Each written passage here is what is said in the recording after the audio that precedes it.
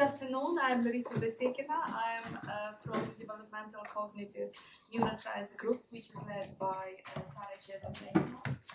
And we are honored today to meet and to host distinguished professor of psychiatry, Soraya Seedat, from Stellenbosch University from South Africa. We are conducting joint research with Soraya about continuous traumatic stress in high-risk environment in South Africa with adolescents, and we are funded by Cambridge Africa Program, Alvarado Fund, and this fund allows us to invite Soraya Seedat and to have her today. So yeah, the floor is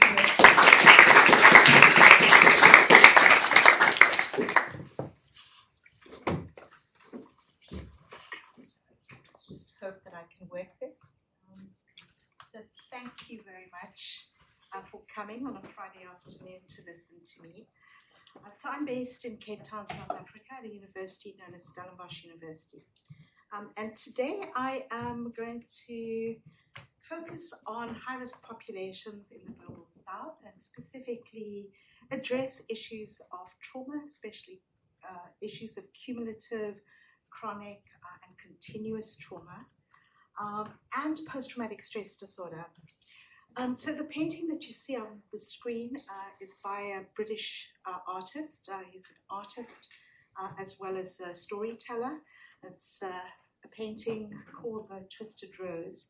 And I think it exemplifies one of the core foundations of traumatic stress, in that the painting is supposed to depict a situation of the past, cannot be undone or cannot be erased from memory, but it's possible for people to learn to give meaning to their experiences and ultimately start to recover and to grow, something we often refer to as post-traumatic growth.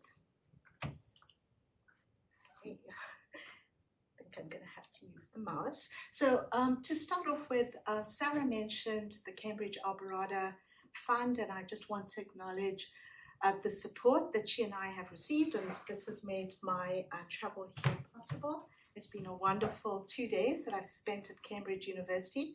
I was at Oxford University just prior to this trip, and also gave a lecture there. So I also want to acknowledge the group that I work with. I'm based in a department of psychiatry. We provide clinical services, do teaching and training and research as part of our departmental mandate. Within our department, we have an MRC unit. It's the South African Medical Research Council unit on the genomics of brain disorders. And within that unit, we have the only dedicated psychiatric genetics laboratory on the African continent. And very exciting, a year ago at our faculty, this building was opened. It's a state-of-the-art research complex that is dedicated to understanding the genetic and biomolecular basis of disease, both communicable and non-communicable disease, with a decidedly African focus. And we're very privileged to have a psychiatric genetics laboratory in this complex, as well as a psychophysiology laboratory, and more recently a virtual reality exposure laboratory. So initially I had titled my talk Tales of Traumatic Stress in High-Risk Populations. And the title is somewhat misleading because I'm not going to be sharing stories or narratives around traumatic stress, but I hope that by sharing some reflections, I'm going to be able to make a case for the global representation of data and discourse on trauma and PTSD in respect of epidemiology, etiology, the phenomenology of post-traumatic stress disorder and other mental health outcomes that follow trauma, as well as prevention and treatment research. And when I say global representation, I do mean the disproportionate representation of research on trauma and post-traumatic stress disorder from the global north. So let me start with a concrete example. I'm not sure how many of you have heard of the 1090 gap. So the 1090 gap actually refers to the problem that we have in research, where only 10% of current scientific knowledge is produced in or by researchers in low and middle income countries. And this is where the majority of the population on the globe lives. So 90% of the population live in low and middle income country settings. So the 1090 gap is also true for post-traumatic stress disorder. Let me provide you with an example of this. So some years ago, there was a systematic review that was published, and it was a systematic, essentially more of a bibliometric review that sampled articles that were published over a 10-year period in the top 6 peer-reviewed journals that focus specifically on traumatic stress. And in this review, there were over 2,500 papers that were sampled, and what was found was very similar, that only 10% of that literature emanated from low and middle income countries and the global south specifically. So I have no disclosures relevant to my talk today. This is a photo of photos of Cape Town, where I'm based. On the left-hand side, you will see what looks like a very beautiful, developed city.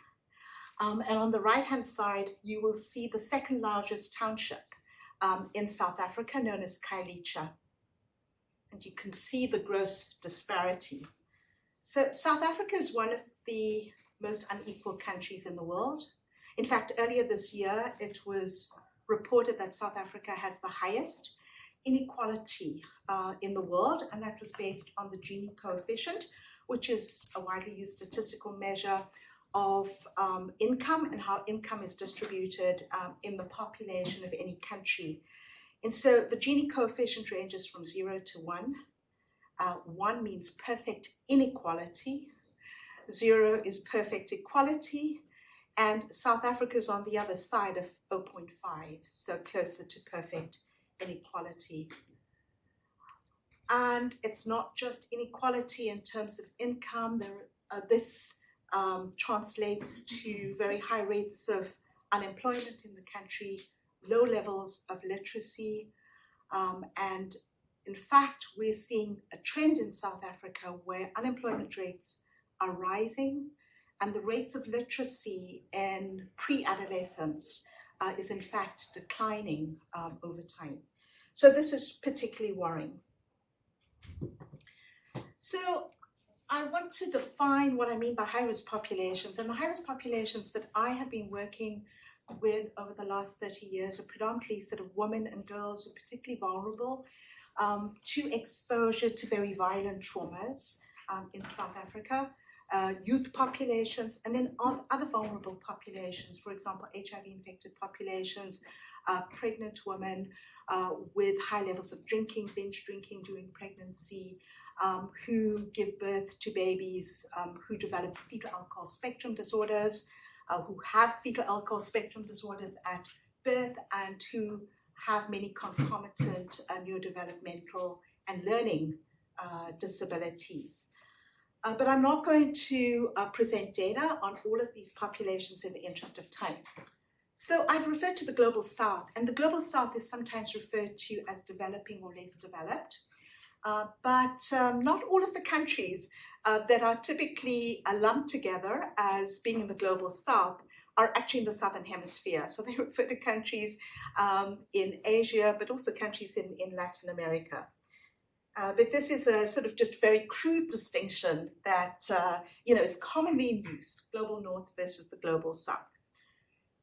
So I want to say again that my talk today is going to focus on post-traumatic stress disorder, but we do need to acknowledge that traumatic events can have pervasive and very wide-ranging harmful impacts. And there are many other mental health conditions that can arise in the aftermath of trauma. And it is really important when conducting research on post-traumatic stress disorder to think about all of these other morbidities, not just mental health morbidities, but also physical morbidities. And I've been particularly interested in recent years on the coexistence of post-traumatic stress disorder and physical health outcomes, in particular risk factors for cardiovascular disease, because in our populations in the Western Cape, particularly non-white populations, and that's a terminology that is a very sort of South African specific terminology that arises from the legacy of apartheid. But in those populations, we have very, very high rates of diabetes, hypertension, and cardiovascular disease. So after that very long preamble, I just want to say that what I'm going to be doing in the next maybe 25 minutes that I have remaining, I'm going to provide an overview of trauma and post-traumatic stress disorder. And I want to apologize to those of you who are experts in the field of trauma PTSD or have been working in this field for a long time, because I'm going to provide quite a basic overview, I think really just to highlight the disparities in trauma and post-traumatic stress disorder in the global north versus the global south. And I will make specific references to South Africa.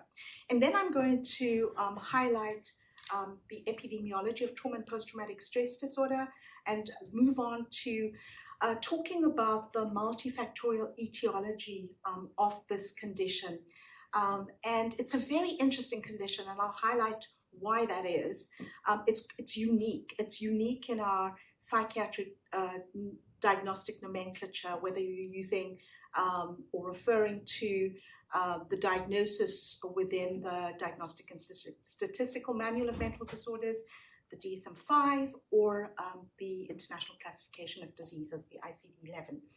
And in talking about the multifactorial etiology, I'm going to selectively highlight some of the investigations of genetic, epigenetic, and microbiome contributions to post-traumatic stress disorder, because that is work that we have been actively pursuing within our lab. And then I'm going to end off just with a few concluding remarks. So to start off with PTSD and trauma in the global context, I said it is a unique condition. It's unique because it is a diagnosis that can only be made when an individual has been exposed either to a single traumatic event or to chronic, multiple, and cumulative traumas. And the latter is predominantly what we see in the South African population. These are individuals that may present for care following a very upsetting, distressing, violating traumatic event, but this is on the back of having past cumulative traumas. But being exposed to a traumatic event alone is not sufficient to give rise to post-traumatic stress disorder. And so this raises the question, this is what researchers in the field have been grappling with. When we think about PTSD as being a kind of lifespan disorder, it can occur at any stage of the life course. We are grappling with what are the risk and resilience factors, and we know a lot more in the last 15 years about those risk and resilience factors, but how can we use that knowledge that we've gleaned to intervene early and to develop novel interventions for people who have already developed the disorder. So when we think about vulnerability, it's important to think about pre-trauma vulnerability. For example, an individual who may have a history of an anxiety, mood, other psychiatric disorder, an individual who may have had early developmental trauma and has now been exposed to horrible experience. We need to think about peri-traumatic responses to a traumatic event, for example, dissociation, very high levels of psychological distress in the immediate aftermath of the trauma, which may put individuals at risk of developing post-traumatic stress disorder. And then we also need to think about those post-trauma factors. So social support, for example, has been found to be one of the most potent protective factors or buffering factors for individuals who've been exposed to trauma. so buffering factors in terms of protection from developing PTSD. So there are a number of underlying mechanisms that lead from trauma exposure to PTSD, and so we need to think about what are sort of the composite risk and resilience factors, and they all converge at the level of molecular pathways, neurocircuitry, disturbances or aberrations in the brain, emotion regulation, which is particularly important, cognitive processes, as well as other interpersonal, social, and cultural factors.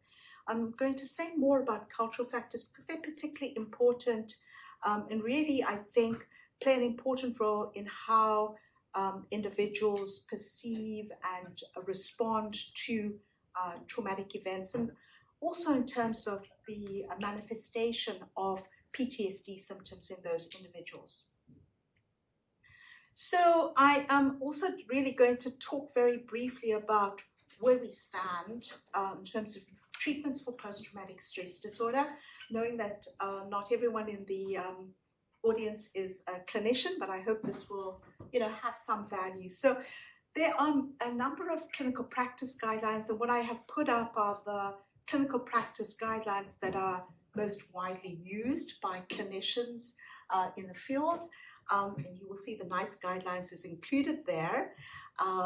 The guidelines that I'm most familiar with, my involvement with this society, is the International Society of Traumatic Stress Studies guidelines. And all of these guidelines agree that the best psychotherapies are more effective than the best medications for post-traumatic stress disorder. So that's important to bear in mind.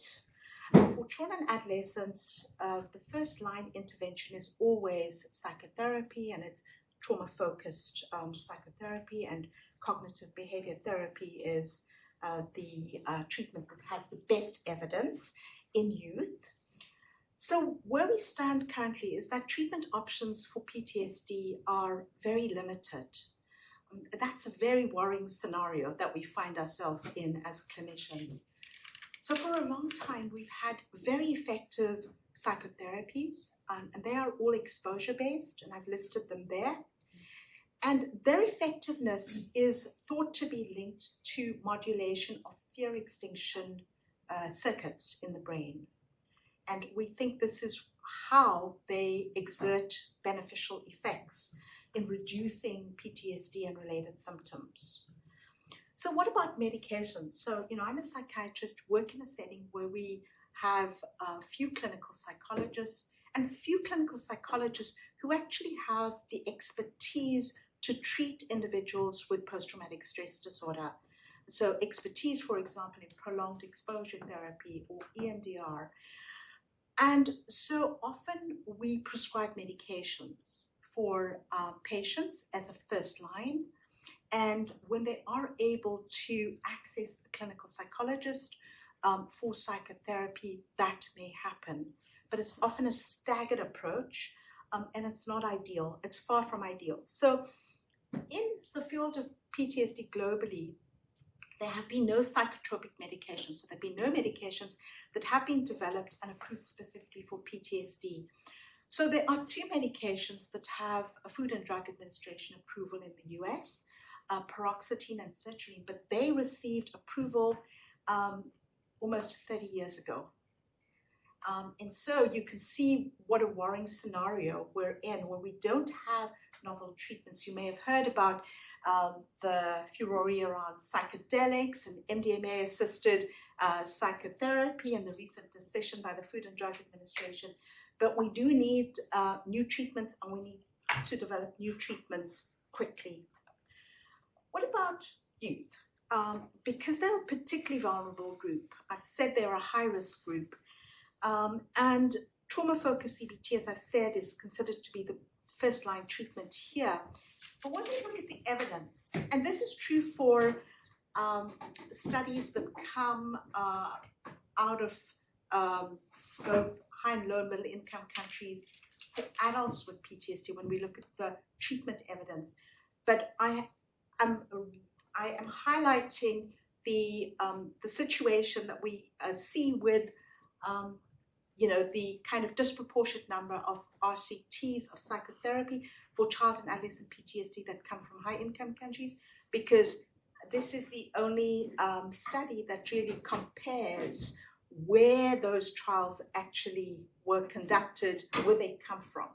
So you will see that just over a quarter of randomized controlled trials of psychotherapies for childhood PTSD were conducted in low and middle income countries. So when we think about treatments for post-traumatic stress disorder, they are treatments that have been developed largely using a Western lens. They've been developed in the global north. And that is particularly concerning because, as I mentioned, we are ignoring in many ways some of the cultural and social considerations in delivering those therapies to populations in the global south. So I want to take a step sideways and speak specifically about the definitions of trauma and post-traumatic stress disorder. And Larissa and I have had some discussions about this in a study that we're collaborating on continuous traumatic stress. How do you define continuous traumatic stress? But let's just stick with trauma firstly, and you will see that if we look at the two major diagnostic classification systems that we use, trauma is defined differently by the DSM-5 and the ICD-11. The DSM-5 is a more prescriptive definition of trauma. ICD-11 is a more sort of broad-based definition. If you look at the symptom criteria for diagnosing PTSD, there are also differences.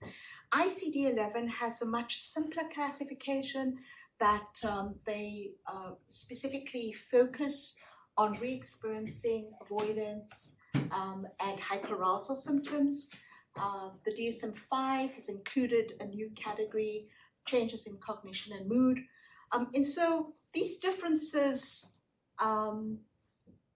raise issues, they raise concerns, they raise problems, especially when conducting research, because they're not entirely consistent with each other.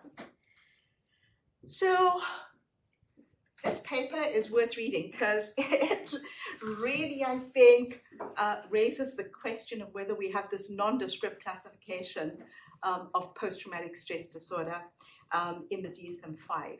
And this is true. There are over 600,000 ways to have post-traumatic stress disorder. Why is that?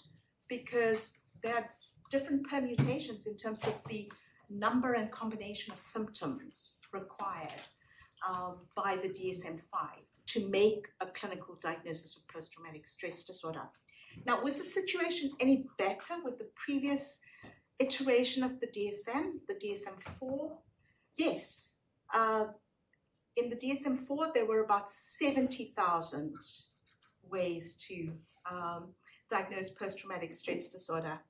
So that is a sort of multifold increase. So it does raise the question of what is it that we're measuring? What is it that we're diagnosing? Now, layered on this complexity, we also have, particularly in low and middle income country context, the somatic idioms of distress that are not included in these criteria, indigenous expressions of disorder. For example, some years back, I supervised a student, a doctoral student, a clinical psychologist based in Zimbabwe, and we were using the gold standard self-report screening measure for post-traumatic stress disorder, the PCL-5.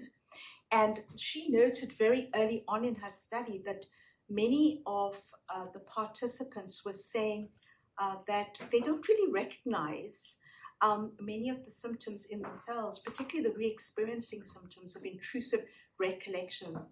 What they were reporting was just this concern and this uncontrollability of worries. So they're thinking too much. They're thinking too much about the trauma, but not able to control those thoughts. So it's really important that we have culturally congruent measures for assessing PTSD, but that we also have treatments that have been contextually and culturally adapted and are appropriate for our populations.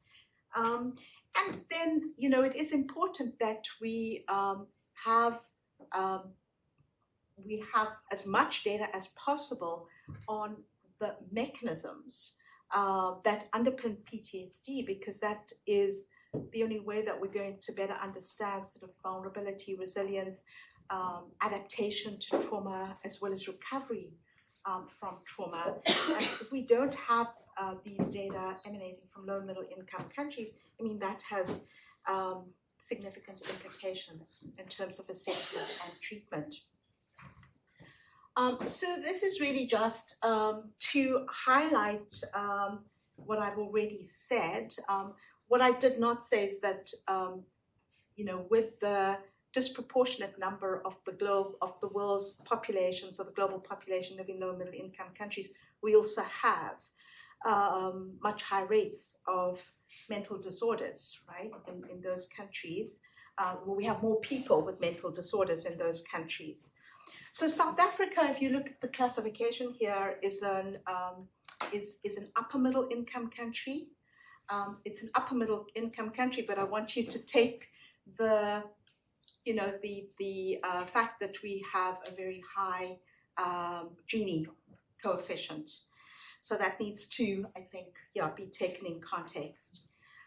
So when we, I think about cultural attributions, it's not just cultural, it's also religious and spiritual attributions and belief systems. And we find this, you know, on the African continent, where many patients will first seek help for post-traumatic stress disorder from a traditional healer, a complementary and alternative service provider, might be a faith healer, a herbalist. And there are often sort of dual systems of care. At some point, they will seek help from mental health care services. So similarly, a very high proportion of adults living in low and middle income countries have experienced a traumatic event at least once in their life. And in low and middle income countries, PTSD is the 6th leading cause of years lost to disability. And it may surprise you, but it accounts for more disability than many of the severe mental illnesses like schizophrenia, bipolar disorder, but also medical conditions that are very prevalent on the African continent. The treatment gap is very wide. In fact, in South Africa, most recent data suggests that it approaches 94% treatment gap. And the treatment gap really means that 94% of people who have mental illness do not receive the treatment they receive. Now, that's really stark. But this is the case because many patients are just not able, for many reasons, to access mental health care services, and we have very high rates of stigma in relation to mental illness, as well as many logistic barriers that people face and low levels of mental health literacy. So on the left-hand side, you'll see data from the World Mental Health Surveys Initiative. This is documenting the prevalence of PTSD, 12-month prevalence across high-income countries and low and middle-income countries. You will see that South Africa has very low prevalence according to the study. The same methodology was used across all countries, 26 countries in this survey. And this was particularly surprising. I was involved in the South African component of the study, and this is in the early 2000s, and very surprised to see these data, 2.3%. And I don't think that data is reflective of the true prevalence of post-traumatic stress disorder. I think it is far off the mark, and perhaps we can very shortly discuss why that might be. So when we think about the traumas that have the highest conditional risk for post-traumatic stress disorder, they are childhood adversities, especially physical and sexual violence, but also emotional neglect, and then rape. And in South Africa, we have very high rates of rape. In fact, one of the highest rates of rape in the world. women are disproportionately affected. And together with that, we also have very high rates of intimate partner violence and femicide, women who are killed by their intimate partners.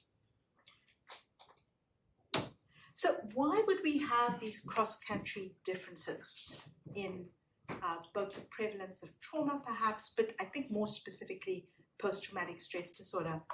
Well, you know, it might represent true differences, but as I said, I'm a skeptic, specifically about the South African data, and I do think we need to interpret these data very cautiously. So there may be true differences, but there may be differences in the rates of symptom endorsement as well as ascertainment, how those symptoms are ascertained. Go back to the example of thinking too much. That's not a symptom that you would specifically ask about using a structured checklist. It might be differences in cultural willingness to disclose, and I think this is an important consideration. Or there may be differences in how individuals label an experience as traumatic or unwanted, or as distressing or abnormal. And this is often seen in research studies that are conducted in South Africa in women and men who are exposed to intimate partner violence, where that violence has become so normalized within the home that is often not reported as violence. Similarly, children and adolescents living in homes where they are exposed, they're witnesses of intimate partner violence, do not necessarily report that as abnormal. So people in sub-Saharan Africa, I've mentioned, are disproportionately affected, and I have highlighted the very high rates of rape, intimate partner violence, as well as early developmental trauma that we see in the country. Now, a few years back, there was a systematic review and meta-analysis that examined all studies conducted in sub-Saharan Africa on the prevalence of trauma and post-traumatic stress disorder, and found a pooled prevalence of PTSD of about 22%. And I think this is a more accurate, it's a more accurate reflection of the rates of PTSD that we have on the African continent, including South Africa. Certainly in the youth samples, both community-based and clinic-based youth samples that we have assessed, this more closely mirrors what we have seen in our samples. So who develops PTSD? Well, as I said, multifactorial etiology, and I've just pointed out two of the risk factors because I think I have been particularly interested in sex and gender, and sex is certainly a risk factor for PTSD, but that differential or sex differentiated risk only starts to manifest after puberty. And then many reasons that have been put forward as to why women might be at higher risk of developing PTSD, even when you control for, when you adjust for the type of trauma, because women are more likely to be exposed to rape and intimate partner violence and other sexual assaultive types of trauma. And then I also want to point out the more sort of biological and genomic mechanisms. And I point this out because I think this is a very fast growing area of research, and we have someone in the audience who has actually been a lead on the Psychiatric Genomics Consortium, which I'm going to speak about shortly, and I'm sure you'll be able to provide you with a lot more detail and information than I'm able to. So if we look at the trajectory of PTSD after trauma, studies have consistently shown the trajectory on the left-hand side, as well as the four different outcomes or trajectories on the right-hand side. So you will see that about 30% of individuals will continue to have clinically distressing symptoms of post-traumatic stress disorder years after trauma. And for clinicians, that's particularly concerning, right? Because it's almost a third of individuals exposed to a traumatic event. But we can look at this differently. So on the right-hand side, you will see that there's these four trajectories, but the vast majority of individuals are resilient. And this is particularly an important, I think, observation. And there have now been more than 30 studies that have shown in different samples that you can map these four trajectories on populations who are recruited early after trauma. Many of these studies have been conducted in individuals presenting to emergency departments following motor vehicle accidents or other acute physical injuries. So I am just presenting this as an example, and I suppose because it is one that I'm familiar with and contributed data to, and that is also why I want to present these data, because it's one of the very few pooling of studies that included a study from South Africa, and so we have, you know, a low middle income country included in the mix. And this was an analysis of 10 longitudinal studies from 6 countries, and these were adults who were seen in those studies within 60 days of trauma exposure, and then they were followed up over time. And here the intention was to try and make some timely determination of risk of post-traumatic stress disorder, because if we can do that, then, you know, it paves the way for early diagnosis and intervening early and preventing chronicity and multimorbidity. So those are the four factors that, as a composite, were associated with a 34% increased likelihood of PTSD.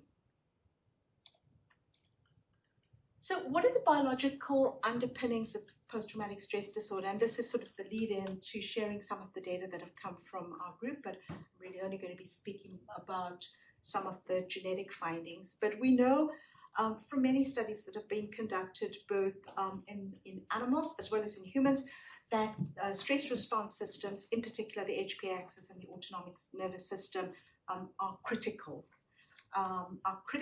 in individuals who develop post-traumatic stress disorder and other stress-related disorders.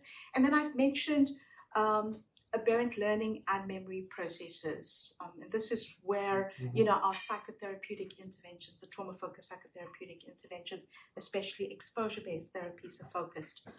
Then in recent years, inflammation has emerged as a very important biomechanistic factor in PTSD, and there are inflammatory pathways that intersect with metabolic pathway disturbances in giving rise to PTSD. And I said at the beginning I was interested in post-traumatic stress disorder and its comorbidity with risk factors for cardiovascular disease, including metabolic syndrome. And this is where, you know, there seems to be a link between PTSD and metabolic syndrome and cardiovascular disease.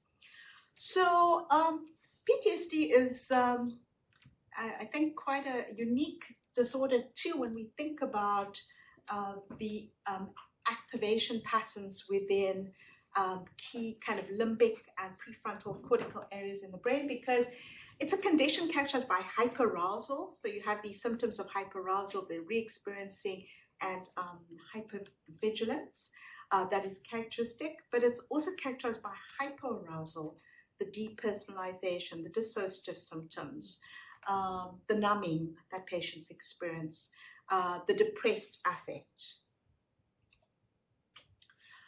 So I have highlighted prediction and how important longitudinal studies are. And so I'm now going to move on to just highlighting a few studies that have come out of our group. So we've been interested in clinical prediction, so using sort of clinical markers to identify individuals who develop post-traumatic stress disorder.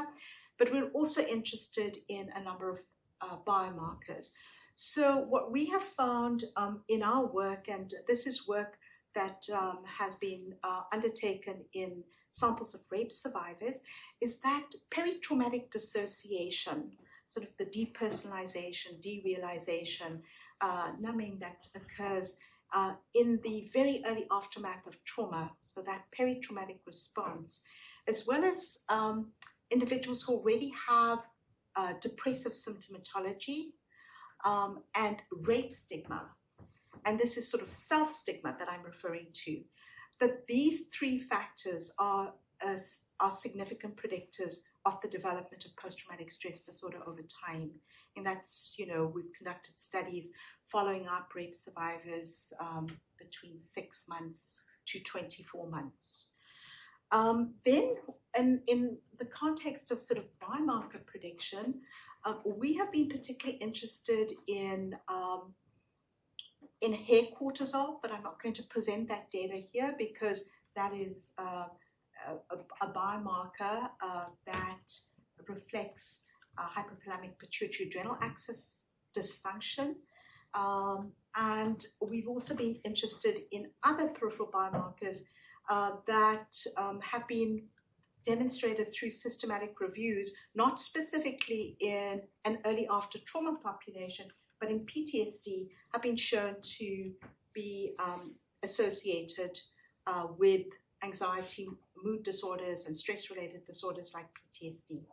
So we conducted a systematic review, and that systematic review was informative in terms of showing that peripheral adenopectin levels. So adenopectin is this hormone, it's a polypeptide that is involved in metabolic and inflammatory pathways. And I indicated that these are two important biological processes in post-traumatic stress disorder. So the systematic review demonstrated that there was this inverse association between the levels of peripheral adenopectin, so in serum and blood, serum and plasma predominantly, and post-traumatic stress disorder. And what we found too was that higher serum adenopectin levels when measured early after rape was associated with a reduced risk of probable PTSD. So there was this inverse association at 6 months.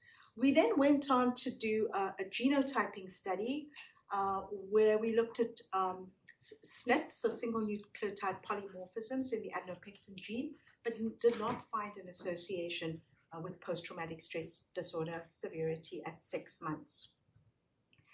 So I've mentioned that, until quite recently, there was very little known about the genomic and neurobiological mechanisms underpinning PTSD in low and middle income country context, and of more interest to me in African populations.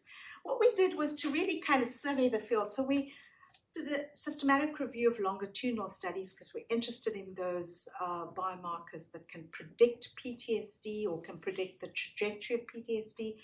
And what we found was that really there were only 18 studies. There were 39 studies, but only a quarter of these studies were conducted in low and middle income countries. So we found 39 studies, and 18 studies were eligible for inclusion. And those studies highlighted genomic, inflammatory, and endocrine biomarkers. And these were biomarkers related to kind of processes that I've already mentioned. So I think there's a convergence of that evidence, but once again, very little data coming from low and middle income countries. So it might surprise you to know that the heritability of post-traumatic stress disorder is high, ranges from 30 to 70%. You think about that in the context of PTSD being conditional upon trauma exposure. And this is the temporal course of kind of the genetic evolution of post-traumatic stress disorder, if you will. So I don't know whether many of you have heard of the Psychiatric Genomics Consortium, but it is a leading force in the field of genomics globally. And there are many work groups focusing on different psychiatric disorders. In 2013, the PTSD work group was established. And in that same year, the first GWAS study of PTSD was undertaken. And then in 2020, the first genome-wide hit in PTSD was published. Now that's very exciting, but that study was underpowered because in order to do genome-wide association studies, you need very, very large samples. So typically, ideally, you would want sort of hundreds of thousands of samples, millions of samples if possible, because it's all about the power of sample size. So I just want to point out, and this is a little bit of a deviation, but this is a figure that's courtesy of Dr. Conrad Yegbe, who's one of the chairs of the Psychiatric Genomics Consortium for Africa. And this is a more recent group that has been established. And I think it's really going to provide a major impetus to grow genetic studies and, provide contributions to the Psychiatric Genomics Consortium. So on the left-hand side, you will see PTSD among other psychiatric disorders in terms of, the sample size included in GWAS studies. And then on the right-hand side, you will see what the landscape on the African continent looks like. And on the one hand, it's exciting to see that South Africa has been able to make contribution. On the other hand, it is a very kind of sorry state that we currently have. But, this is fast changing with the Psychiatric Genomics Consortium and other studies currently on the go.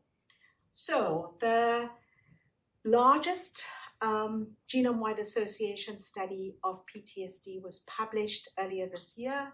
And this study included over 1 million individuals of European ancestry, but more importantly, close to 60,000 admixed individuals with African and Native American ancestry. So I would urge you, if you are interested in just understanding more about the genomics of PTSD, to read this paper. But because of this sample size and the power that it provided, there were 95 from the one that I mentioned, one hit, 95 genome-wide significant loci that were identified, with 43 genes that appear to be causal from many of the functional genomic analyses that were conducted in parallel. So how does that relate to South Africa? So we conducted the first GWAS and polygenic risk score in PTSD in a South African population. So what is polygenic risk score? It is the sum of all of the risk alleles that are carried by an individual, and it's weighted by their effect size for a particular trait. So in this case, it would be sort of PTSD. So you can devise a risk score for every individual. And what we identified, even though the study was underpowered, we identified independent loci in a gene known as the PARC2 gene, which has been associated with Parkinson's disease. And there was a suggestive association. So the study was underpowered to find significance, but there was suggestive association, which I think is encouraging. And this finding actually concurs with results from this largest GWAS study that I've just shown. So what we're doing now is to look at the performance of this polygenic risk score and use a machine learning-based classification to predict PTSD. And we're doing that in a uniquely admixed South African population. And this is sort of a mixed race population identified as colored in South Africa. And what we are intending to do by using these techniques is to elucidate the molecular mechanisms underpinning PTSD and we're doing that by comparing the predictive performance of these tools. Now, beyond looking at the genome or looking genome-wide to identify risk variants for post-traumatic stress disorder, another very exciting field of genomics is epigenomics, right, or epigenetics. And epigenetics really refers to the changes in gene function that occur with a stable DNA structure without any alteration in the DNA. And so this is a very dynamic process, and it allows you to consider environmental influences on those genetic changes that may occur over time. So if you can think about the rape sample that I mentioned, or rape samples, if we can look at epigenetic changes that occur over time, early after trauma, we can try and see if there are any epigenetic signatures or patterns that actually map onto the development of PTSD or resilience from PTSD. And this is the approach in doing epigenome-wide association studies. So similar to genome-wide association studies, you look across the genome, but it's the epigenome in this instance. And once again, we conduct an epigenome-wide association study in PTSD, adults with PTSD who either had or did not have metabolic syndrome. And what we found was certain sites that were hypomethylated, because we specifically looked at an epigenetic mechanism known as DNA methylation. And we found 13 differentially methylated regions that were associated with PTSD. And then, very interestingly, we also looked at DNA methylation age, which is an indicator of biological age. And we found that people in the sample who had both post-traumatic stress disorder and metabolic syndrome is a risk factor for cardiovascular disease, actually had accelerated DNA methylation age. And that is suggestive of a higher risk, potentially higher risk, of premature mortality. And this has been shown in epidemiological samples, that people who have both PTSD and metabolic syndrome are at higher risk of death from cardiovascular disease. Now, another way in looking at epigenetic mechanisms is to look at a sample early after rape and follow them up over time. And this was a doctoral study. And in this study, I just want to point out that just 33% of the sample met criteria for PTSD, and 45% of rape-exposed women met the cutoff for depression. So we compared rape-exposed and rape-unexposed women, and we also found these differentially methylated regions associated with PTSD. Once again, we looked at DNA methylation age in certain genes and their association with PTSD. So I won't go into the weeds in terms of the data, but I think it's really just to show you as sort of proof of concept why it is so important to conduct these longitudinal studies and to contribute to data from kind of non-Western populations. And then finally, I just want to talk about another exciting avenue of research. So there's been a lot of traction in the field of the microbiome because there is a complex interconnection between the gut and the brain, so the gut-brain axis.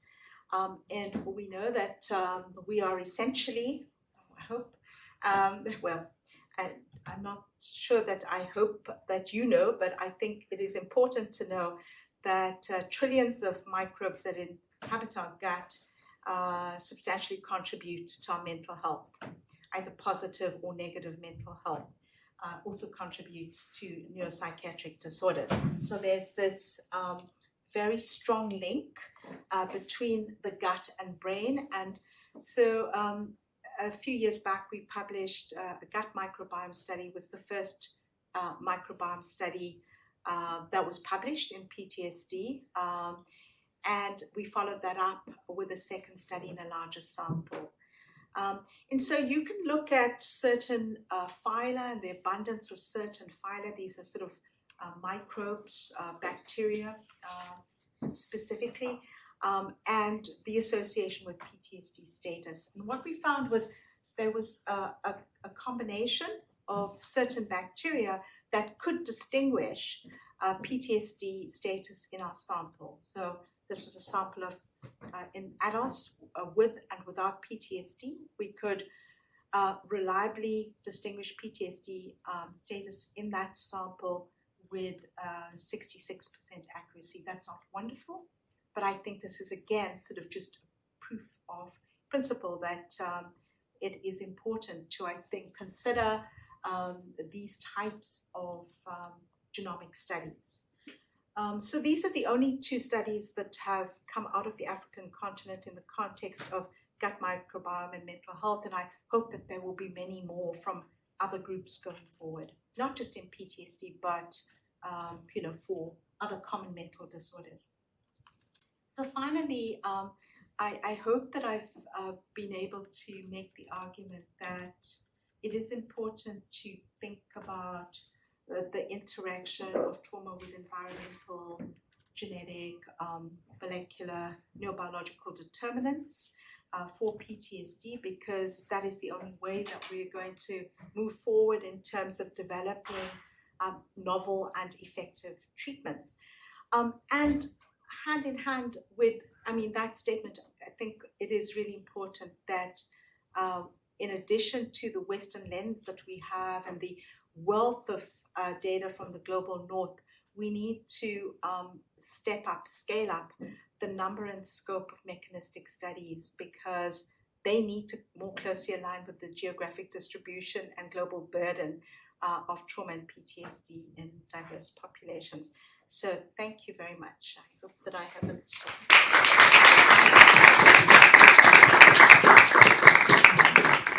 Thank you, Soraya. And Soraya is current president of International Society of Traumatic Stress Studies, so we could ask her a lot of questions of PTSD and get answers from the first hands.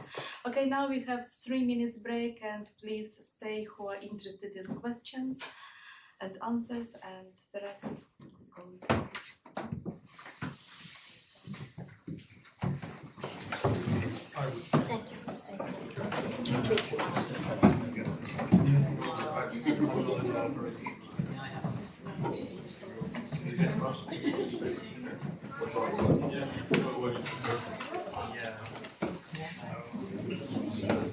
Yes, of course. Yes, of course.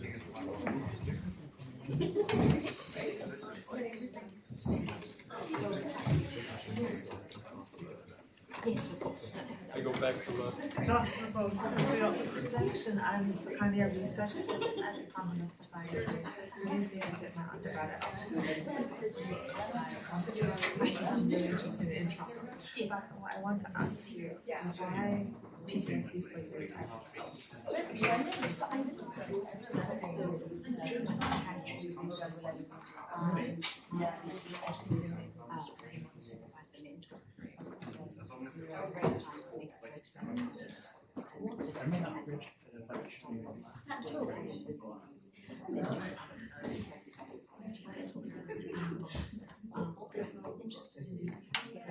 I saw clinically that what I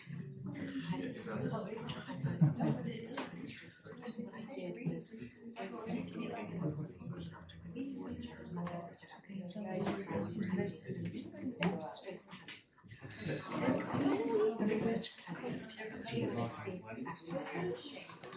okay, so let's continue.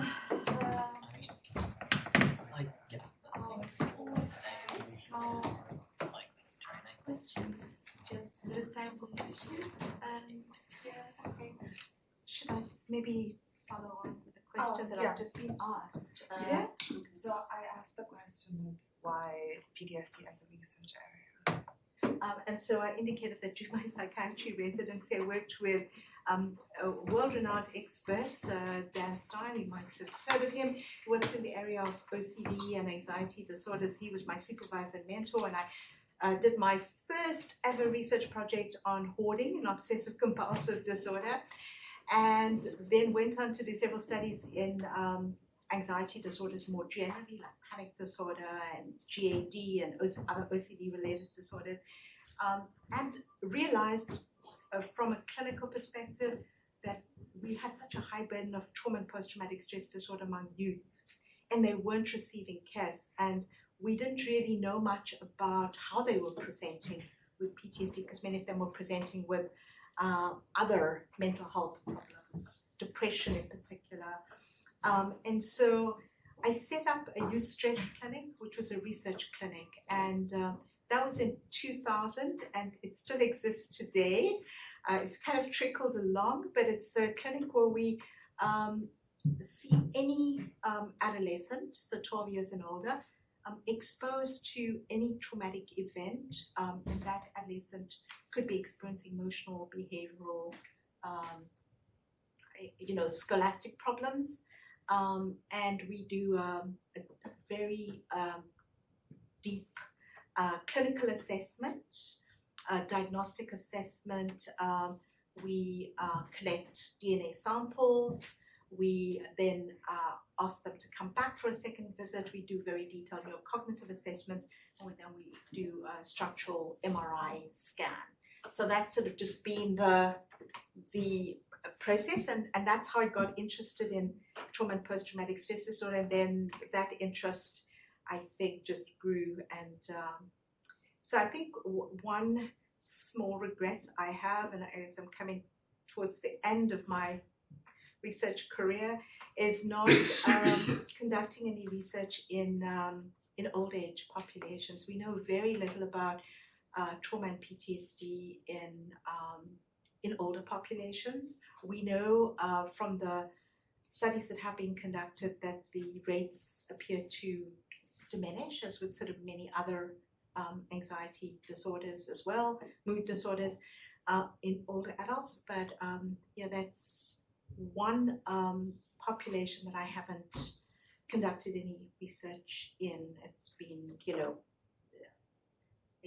children, adolescents, and adults. Thank you.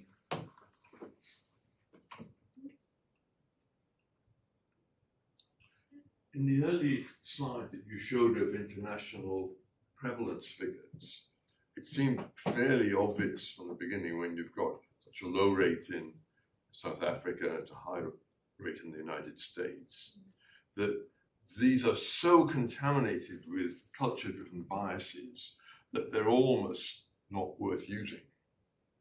So are you involved in any large-scale collaboration looking at the psychometrics of the questions that get asked, the scaling, the optimization, the validation of the questions by which you pin a label, PTSD, trauma, etc., on someone for the purpose of these complicated and expensive research studies, which have got very fine measures in other domains, but it seems that the classification is barely strong enough to support the rest of the effort.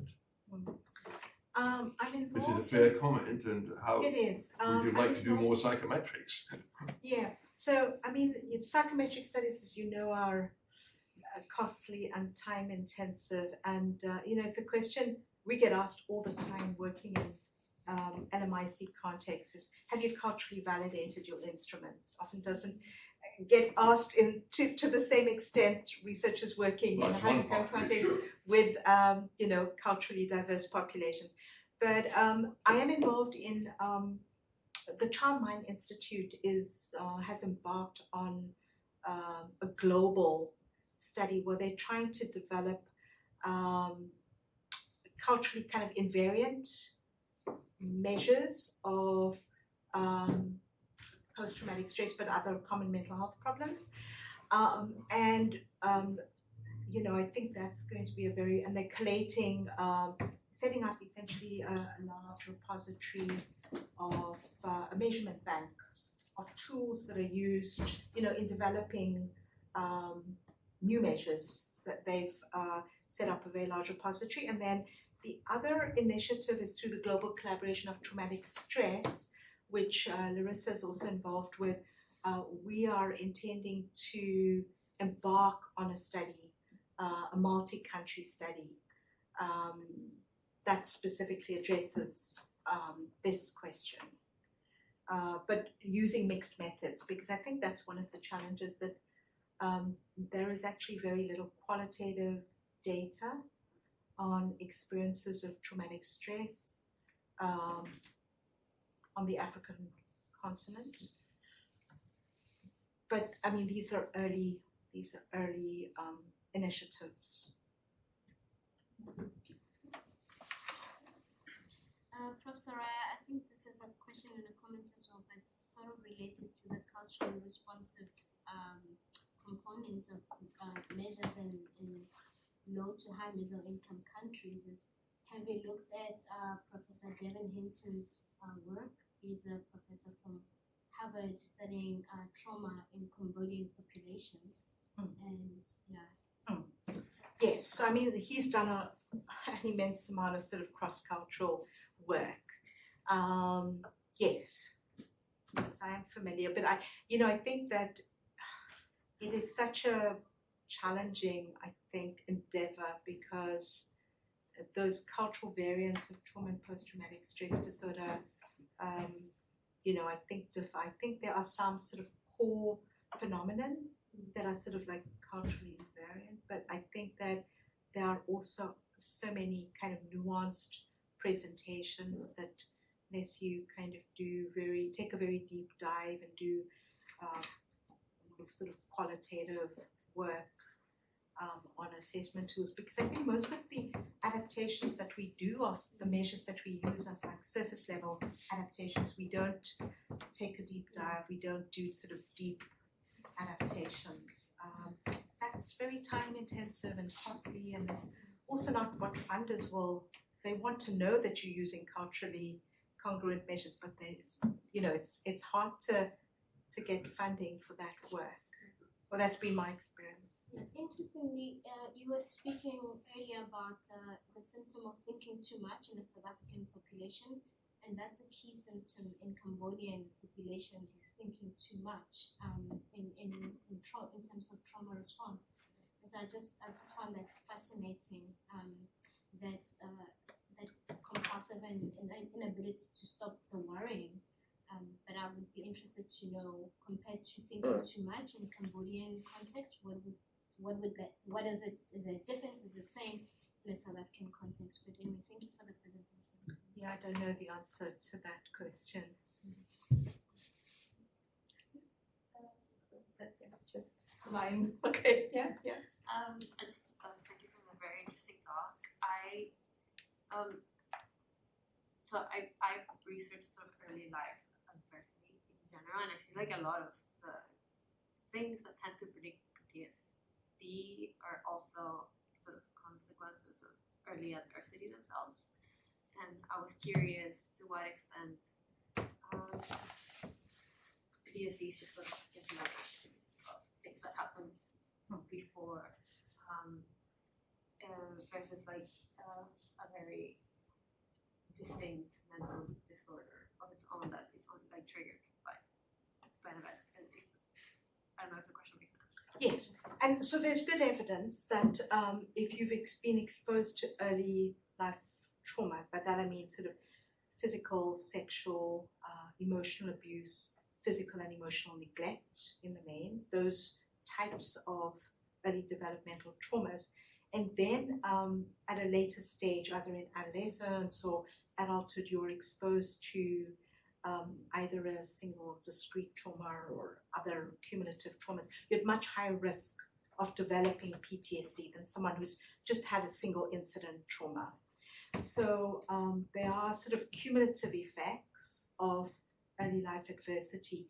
I didn't present, so that is a constant, it's a consistent theme in the work we do, is really phenotyping all of our patients and participants in terms of early life trauma, because it is an important contributor. It can also be a confounder in terms of the question that you're asking. So I'll just give you an example. Also early on in my career, I was particularly interested in HIV-infected women, and so and I continue to work in that population. I asked the question whether HIV-infected women who do have very high rates of early childhood trauma in South Africa, whether there was this compounding effect, because we know HIV has impacts on the brain and on cognition. We know childhood trauma has independent effects on brain structure and function and cognition. And I wanted to ask, address the question of whether there was this compounding effect. And this is what we found, that women who are exposed to early childhood trauma, especially physical and sexual abuse, have more kind of deleterious outcomes in terms of their cognitive function over time, but also in terms of brain structure and, brain structure more specifically. Yeah, I was wondering, given that like a lot of the successful therapies tend to be more like psychological based, are we kind of, by focusing on things like inflammatory response, epigenetics and metabolic effects, are we kind of misdirected? Like, wouldn't it be better to kind of focus on the more qualitative experiences of these people? That given that that's kind of that's the domain in which therapy seems to be working right now. I do think it's important to know whether, trauma-focused CBT or all of the psychotherapies that are gold standard psychotherapies for PTSD have beneficial effects on inflammatory processes, on metabolic processes. And there is evidence, from cognitive behavior therapies for anxiety and mood disorders, that there are wide-ranging beneficial effects of using an intervention that is not a medically focused intervention. So I think we need both, because we also need to think about how to enhance the interventions. We know that many patients with post-traumatic stress disorder who do not respond optimally to psychotherapy will respond when you add on a medication to the psychotherapy. So I think we need to kind of look at this from different angles. But the qualitative piece is, hugely important. It's often, the missing sort of, the missing piece of the puzzle. Yes. So my question is, so basically to follow up on the instruments repository thing. So I'm working on the UK Biobank, which has a very good systematic imaging plus genetics plus phenotype data set. And basically, if all those studies can be concentrated with data congregated, we might integrate those imaging and genetics and phenotypic data. So how far are we from setting up such a style data set in Africa? I think PGC Africa is intending to do that. So the Psychiatric Genomics Consortium, the Global Psychiatric Genomics Consortium, has a very close sort of intercalation with Enigma, which is the Neuroimaging Consortium, and so there's a lot of there's a lot of integration of data, of sort of multimodal data, because that's exactly what we need to do, is to have as many data points, but that also introduce a lot of noise and require sort of sophisticated bioinformatics and very large samples in order to address those questions appropriately. And I'm not an expert in that area, but I mean, if you're doing your project, it'd be really worth looking at how it's such a rich database. UK Biobank, if you can, I'm not sure whether there have been any studies on PTSD and genetics from the UK Biobank. Do you know? And I don't think so. It's mainly from PGC. Mainly from PGC. I think somebody was here. Oh. like PTSD is still grouped together under anxiety disorder. What do you think of the fact that PTSD is like separate? Yeah, I've thought about this a lot over time. Initially, I was very disheartened that it was in a separate category because I think there's so much of overlap.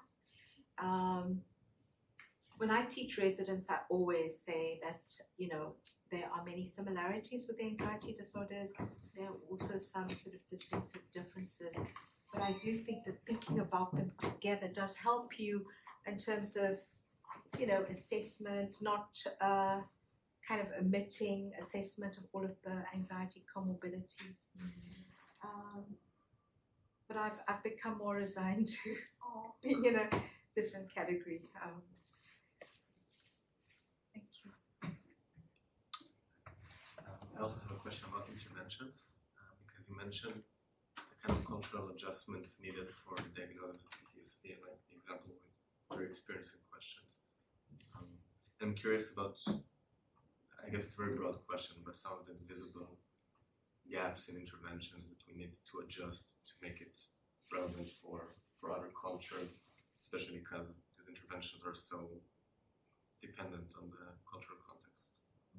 There's been a lot of effort in that regard in PTSD globally. So many interventions that have been tested in low and middle income country contexts, so taking trauma-focused CBT or prolonged exposure and adapting them. Far fewer studies on the African continent. I have been investigating on two trials, that randomized controlled trials that we conducted, designed and conducted. One on CBT, trauma-focused CBT for adolescents with post-traumatic stress disorder. So they were both in youth populations. The other prolonged exposure therapy. And what has gained traction over the last, I would say, between 8 to 10 years is using task shifting. I'm not sure whether you've heard of task shifting approaches, where you use less skilled individuals, so non-psychiatrists, non-clinical psychologists, counselors, for example, and you train them, nurses, to deliver these sophisticated, quite complex interventions, but you provide supervision.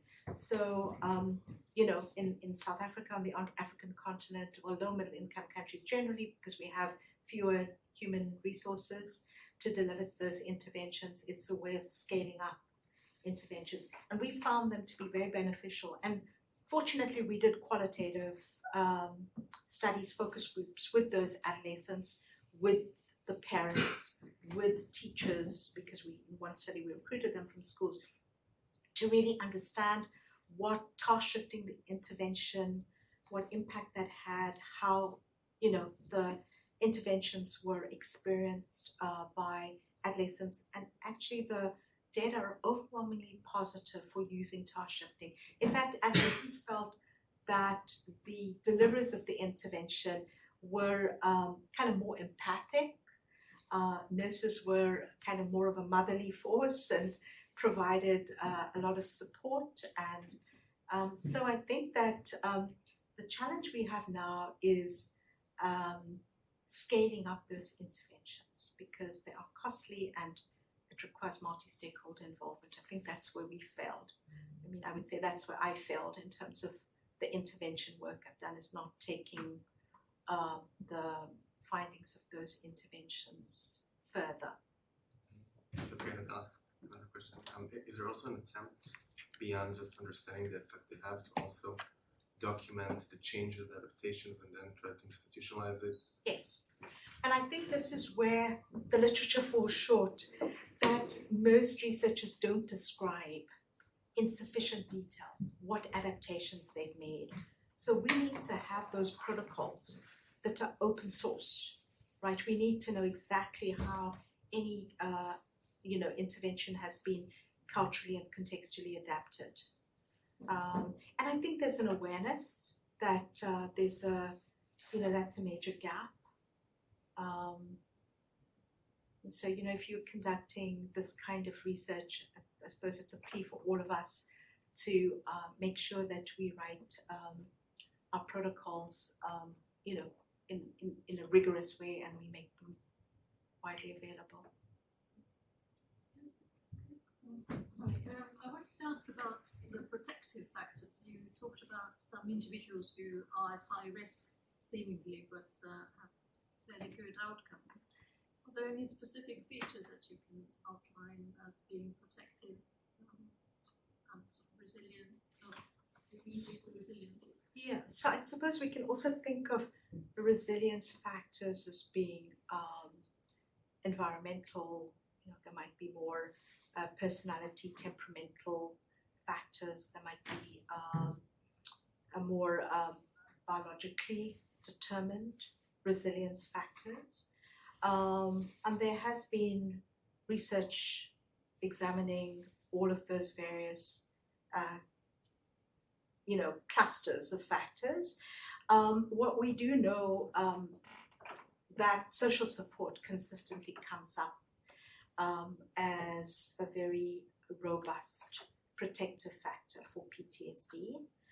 But there are temperamental factors, spirituality, religious affiliation, also shown to be protective.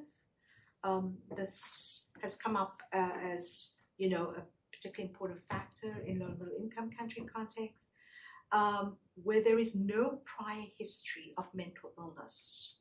That is a protective factor for PTSD.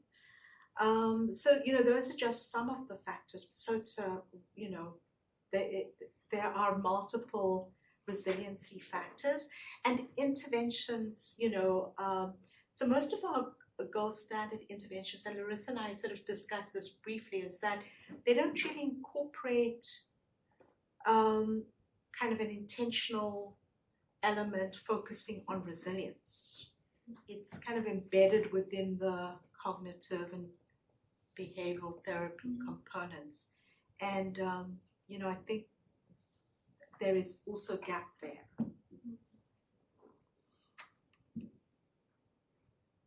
You can maybe contribute. What are the other?